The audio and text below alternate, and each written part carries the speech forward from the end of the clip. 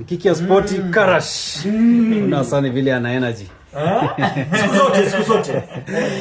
Mzajana siku zote. Kijana wajana siku zote. Hapo sasa. Nipi watakaje Razak? World Cup tonight. Qatar wanapiga na Switzerland. Usiwe na wasiwasi, usiwe na hofu. Zaidi ya mabao mawili. Uswisi watapata ushindi dhidi ya Qatar. Qatar wajua ndo mara ya kwanza wanafuzu kombe la dunia. Ile iliyopita walikuwa ni wenyeji na hawakushinda mechi hata moja. Kwa hiyo Uswisi itaifunga Qatar. Na unaonaje baba? Uswisi itawafunga Qatar mabao 3-1. 3-1. Licha kuwa Embolo hata kuwepo lakini mabao 3-1. Haya. Asubuhi. Brazil dhidi ya Mwarabu. Sasa bara la Afrika limegawika.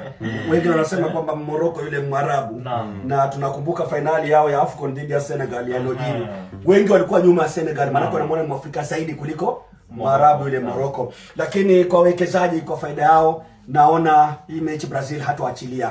Atapata ushindi japo finyu, labda 2-1, yani tofauti ya bao moja pekee. Atashinda. Inaweza kuwa 3-2, 2-1, 1-0.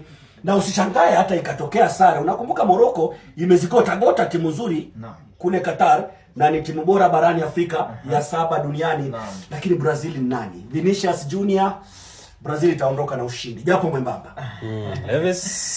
Uwepo wa Ibrahim Diaz pamoja na Hakimi naona wakiwashangaza Brazil siku ya leo. Kwa hivyo nami napigia upato Morocco huenda wakatoka na ushindi wa mabao 2-1 dhidi ya Brazil. Kijana unashindana na mimi.